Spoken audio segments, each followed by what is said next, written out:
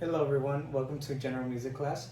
Today we're going to be learning about how to line up single syllables into eighth notes and quarter notes in order to make full 4/4 measures. So for today's class, it's going to be a sneak preview of what you all do whenever you're going to be reading music with a choir. So when you read music with the choir, you're going to be reading the actual notes, and you're going to be also reading the text on the paper. So, for example, for this sheet music, you can see Homeward Bound. You see that there are notes lined up with individual syllables.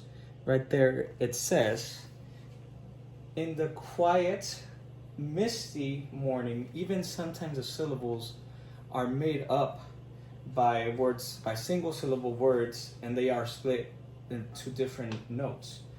However, for today, we're going to be starting out at the beginner level, and we're going to be learning about just trying to line up individual syllables with individual notes, whether it is quarter notes and eighth notes. Now, we all remember that last week we learned all about the eighth notes, and a week prior to that we learned how to perform the quarter notes as well.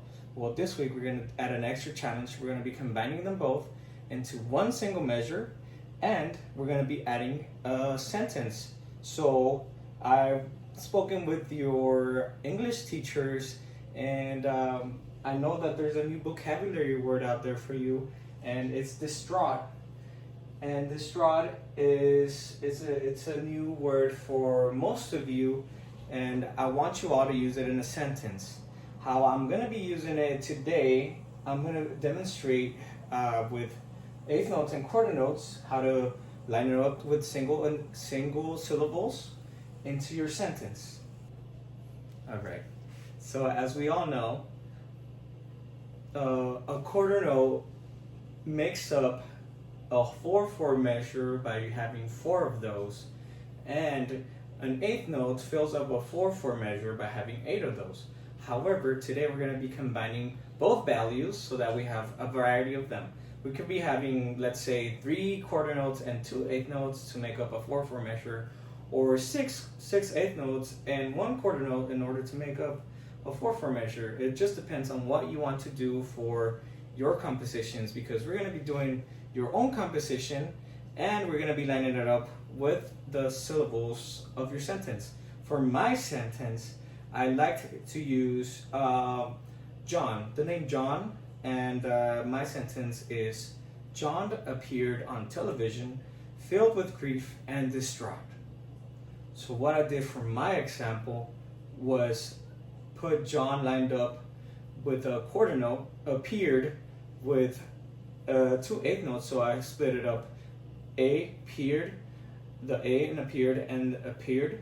So eighth note on te, and that's 1 full measure. So it goes like this: John appeared on television.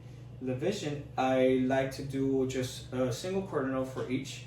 Levision, filled with grief and distraught.